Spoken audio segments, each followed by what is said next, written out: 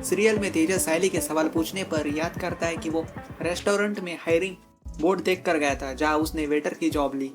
रोशनी तेजस ने उसे proud feel करवाया तो इस पर सायली से बहस करती है, ये सोचे बिना कि उन्होंने भी सायली और सचिन के काम पर सवाल उठाए थे। उन्हें पूछने का हक है कि कौन सी जॉब कर रहा है तेजस।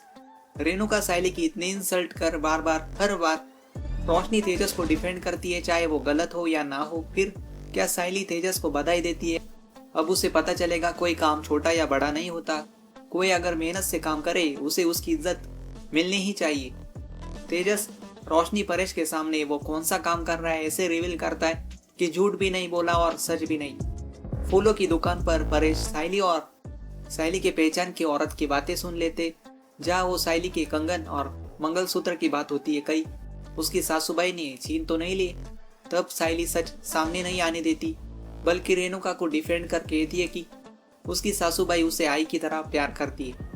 परेश ये सारी बातें जब रेणु से कहते तो रेणु सायली का आभार मानने के बजाय उसे कोसने लगती है।